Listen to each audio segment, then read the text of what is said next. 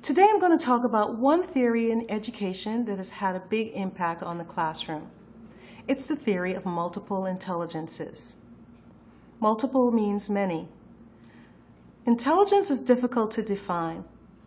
During today's class, as we discuss the theory of multiple intelligences, I'm going to use the term intelligence to mean strength, a strong ability. This is a broader way of thinking about intelligence than usual. So first, I'm going to go over the theory. Then I plan to present how the theory has affected what some teachers now do in the classroom. Before I do that, I want to say a few words about how intelligence is often determined. As we all know, written IQ tests are still the main tool used to measure intelligence. IQ, by the way, stands for intelligence quotient. Quotient means number. A high score on an IQ test, say 130, is interpreted to mean a person is very intelligent.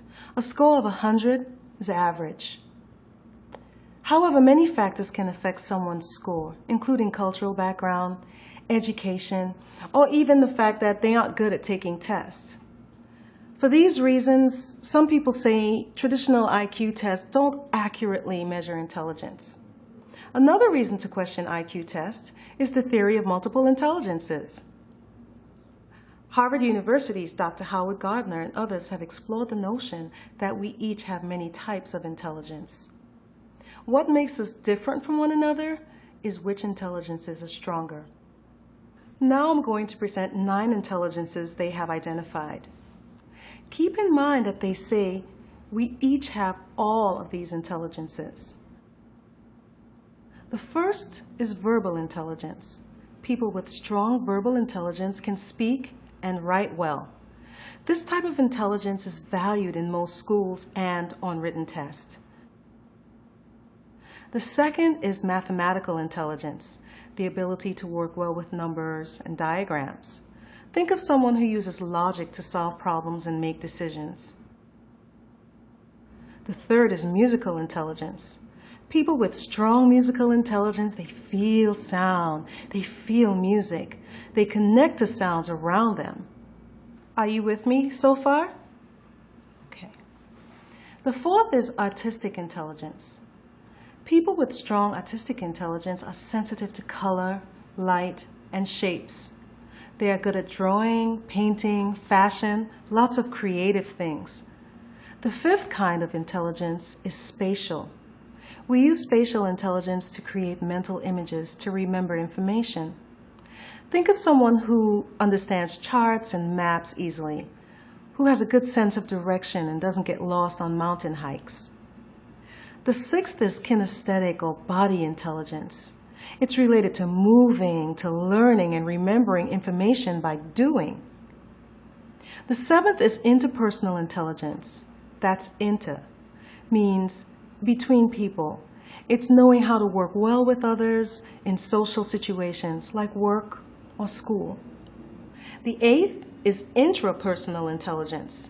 Intra means within oneself. It's about being uniquely aware of our own emotions and needs. For example, my brother John doesn't like crowds. He doesn't go to clubs or to the mall. He's happier alone or in a smaller group.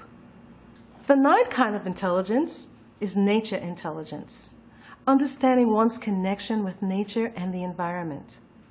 Remember, the theory says we each have all of these intelligences. We just vary as to which intelligences are stronger. Think of your friends and what each is good at. So now I want to shift our discussion to the impact of the theory of multiple intelligences on teaching. If teachers accept the theory, how does this affect what they do in the classroom? There are 2 effects. One is on how they teach. The other is how they test their students. To teach, they need to use a variety of teaching techniques in order to reach the most students. What works best for one student might not work best for another. To test or assess what students understand, teachers need to give students options besides taking a written test. Let's use an example.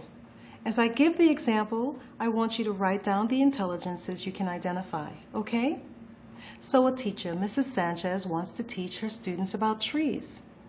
Here's what she does. First, she talks about types of trees. She also draws a diagram on the board. Then they go outside, walk around, look at and touch trees near their school. Back in the classroom, she asks them to draw pictures of trees. Finally, she teaches them a song about trees. Did you get which intelligences she worked with when they went outside? How about when she had them draw pictures? All right, now she needs to test or assess what the students know.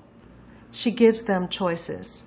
For example, they can write about trees, draw a picture, make a chart, or create a song. Anything is acceptable as long as it contains the tree material she taught them. This is a key point. I realize you might think drawing a picture or creating a song isn't a real test. But if we have multiple intelligences, what's the logical conclusion? Isn't it that students will benefit from using a variety of ways to demonstrate what they understood?